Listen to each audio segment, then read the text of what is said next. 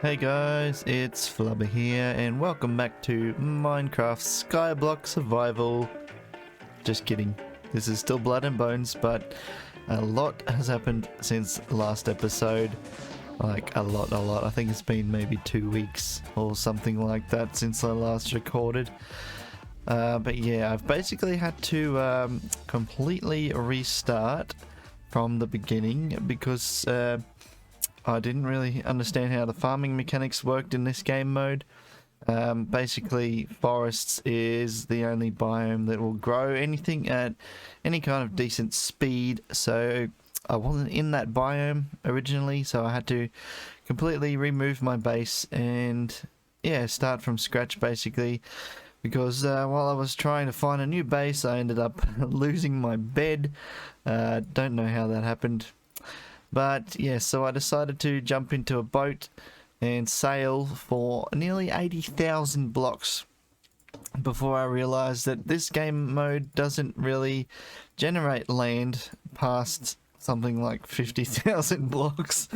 So yeah, so I was out there and I realized I had to turn around and all that time and effort was wasted. So I kind of took a break for my mental stability.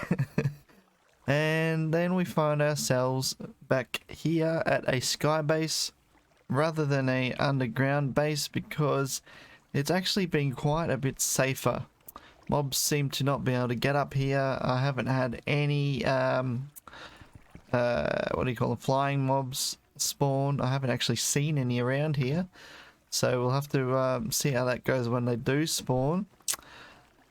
The other thing is, I did record for quite a few hours yesterday setting up this base from the beginning, only to realize that OBS didn't record any of the audio, including my voice. So yeah, that happened. So now I'm recording this episode, double checking all my audio is recording, and I think I'm gonna do a quick like a run through a little base tour of what we got going and where we're headed.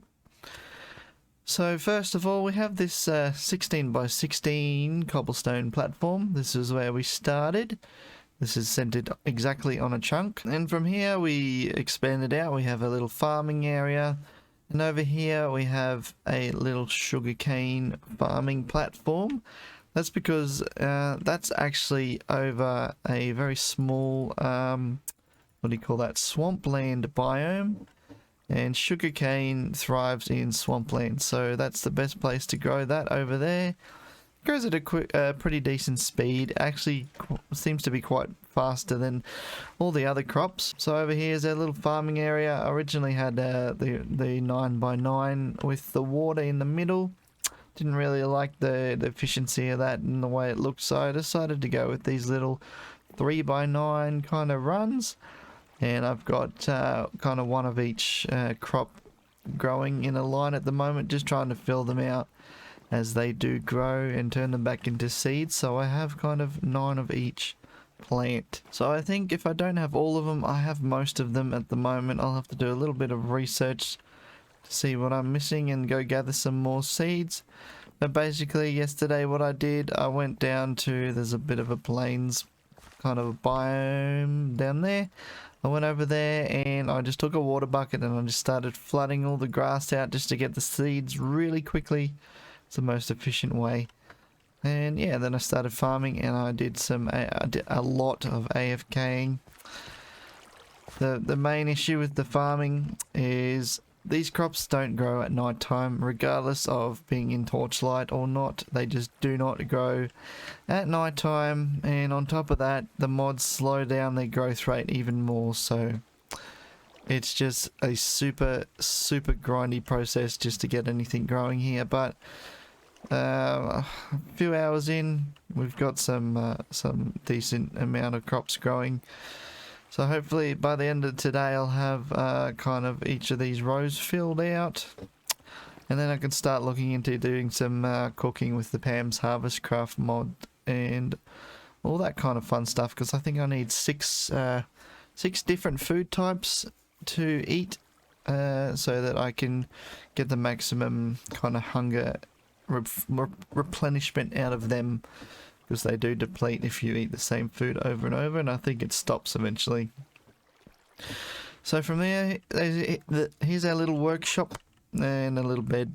I put this little awning over here just to make it a bit homey and a bit of shelter if it rains and things like that. Made sure it didn't interfere with the bed. And I started growing some trees up here because it was starting to get a bit painful to go up and down all the time to get trees down there, and I didn't really plant a whole lot of them, so I'm having to go further and further out. But this has been working fine because I have to AFK anyway and just chop down the trees as they grow, if I notice them growing. Down here, this is a little a wooden tube that goes straight down to the ground, and it goes down to Y level 50 where we're going to start mining. I haven't actually started mining yet. It's not really worth it because I'm not going to be able to keep my hunger up and keep my energy up. Going to have to be traveling back and forth too often. So once we get the food, we're going to start heading down and doing some mining. So what I've done here, the tube is encased in water, and it's allowed to flow out 8 blocks from the base of it, and it's hard to see, but there's actually punji sticks down there made out of sugar cane. So the idea behind this is the mobs will try to attack my blocks that I've placed, so they should see that and walk towards it and get held back by the water and killed by the punji sticks. So they shouldn't have any opportunity to get close to my blocks and do any damage. Even if I'm in there, they shouldn't do any damage to me, especially creepers. There's some very annoying creepers around.